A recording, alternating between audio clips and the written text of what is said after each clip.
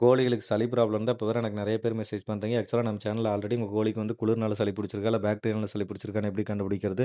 அது கண்டுபிடிச்சதுக்கப்புறம் சிம்ப்டம்ஸ் வச்சு எந்த ஸ்டேஜ்ல இருக்குதுன்னு கண்டுபிடிக்கிறது, எந்த ஸ்டேஜ்ல இருந்தா என்ன ட்ரீட்மெண்ட் குடுக்கணும்னு எல்லாத்தையும் தெளிவா வந்துட்டு ஒரு வீடியோ போட்டுருக்கோம். அது வந்துட்டு ரீல்ஸ்ல போஸ்ட் பண்ண முடியாதனால யூடியூப் சேனல்ல ஃபுல் வீடியோ போஸ்ட் பண்ணியிருந்தேன். அது நெறைய பேர் பார்க்கல. அதனால நெறைய பேர் மெசேஜ் பண்றீங்க. அதனால இந்த வீடியோல வந்துட்டு சளியோட சிம்ப்டம்ஸ் அண்ட் அதுக்கு என்ன மெடிசின் குடுக்கணும் அப்படின்னு மட்டும் சொல்றேன். சேவ் பண்ணி வச்சுக்கோங்க. நான் சொல்லப்போற மெடிசின் எல்லாமே வந்துட்டு 20 நாளைக்கு மேல இருக்க சிக்ஸ்க்கு. ஏன்னா 20 நாளைக்கு கம்மியா இருக்க சிக்ஸ்க்கு வந்து நம்ம ஸ்ட்ராங்கான ஆன்டிபயோட்டிக் குடுத்து ட்ரீட் பண்ண முடியாது. நம்ம வராம தான் பார்த்துக்கணும். அதுக்கு நம்ம டெம்பரேச்சர் கரெக்ட்டா மெயின்டெயின் பண்ணணும். தாய்க்கோழியோடவே சிக்ஸ் இருந்துச்சுன்னா கூட, தாய்க்கோழி வந்துட்டு ரொம்ப குளிரா இருக்கிற இடத்துல படுக்காம, இல்ல தரை ரொம்ப ஜில்லுன்னு இருக்கிற இடத்துல படுக்காம பார்த்துக்கணும். அடுத்து 20 நாள்லருந்து பெரிய கோழி வரைக்கும் பார்த்தீங்கன்னா, ஒவ்வொரு டைம் காலையில மட்டும் டல்லா நின்னுட்டு இருக்கும் சளி புடிச்ச மாரி. அதுக்கப்புறம் பார்த்தீங்கன்னா, வெயில் வந்தது அதுவே சரியாயி போயிடும். அப்படி இருந்துச்சு அப்படின்னா, நீங்க எந்த ஆன்டிபயோட்டிக் குடுக்க தேவையில்ல.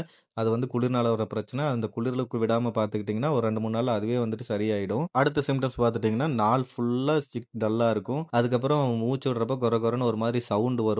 இரும்பும், மூக்குல சளி ஒழுகும். இந்த மாரி சிம்ப்டம்ஸ் பார்த்தீங்க அப்டின்னா, அதுக்கு வந்துட்டு என்ட்ரோஃப்ளாக்சியேஷன் அப்டின்னு சொல்லிட்டு ஒரு மருந்து இருக்கும். அத வாங்கி தண்ணீல வந்துட்டு 1 லிட்டர் தண்ணிக்கு 1 எம்எல் அப்டிங்கிற மாரி மிக்ஸ் பண்ணி குடுக்கணும். அடுத்த சிம்ப்டம்ஸ் பார்த்துட்டீங்கன்னா, சளி புடிச்சிருக்கும். அதோட சேர்த்து மூக்கு அடைச்சு வாயில மூச்சு விட ஆரம்பிச்சுரும். அப்டி சிம்ப்டம்ஸ் இருந்துச்சு அப்டின்னா, என்ட்ரோஃப்ளாக்சியேஷன் அண்ட் பிராம்ஹெக்சைன் அப்டின்னு சொல்லிட்டு ஒரு டானிக் இருக்கும்.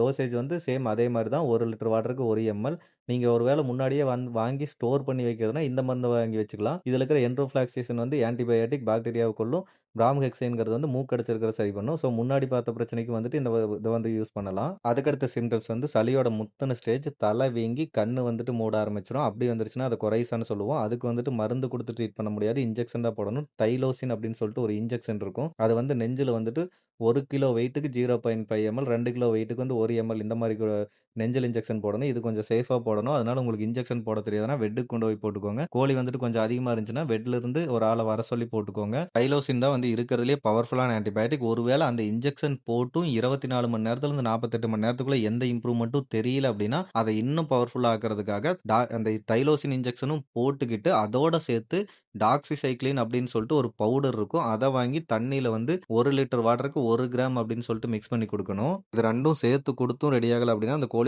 சைனஸ் சுத்தமா டிசேபிள் ஆயிடுச்சுன்னு அர்த்தம். அது அவ்வளோதான் ரிகவர் பண்ண முடியாது. ட்ரீட்மெண்ட் பார்க்குறப்ப முக்கியமான விஷயம் 2 நாள்ல வந்துட்டு கோழி சரியாயிடுச்சுனா கூட 3 நாளைக்கு மெடிசின் வந்து கன்டின்யூ பண்ணணும். அதுக்கப்புறம் மருந்து வந்து பாதி தான் சப்போர்ட் பண்ணும். மீதி சப்போர்ட் நம்ம தான் குடுக்கணும். அது எப்படி அப்படின்னா, நம்ம சிக்ஸ வந்து தனியா பிரிச்சு வச்சு ட்ரீட் பண்ணணும். அந்த சிக்ஸ் வந்து ஒரு குளிர்காத்து நேரா மேல படுற இடத்துல இல்லாம, தரை வந்து ரொம்ப சில்லுன்னு இல்லாம ஏதாவது சாக்கு பையோ அந்த மாரி கீழ போட்டு பார்த்துக்கணும்.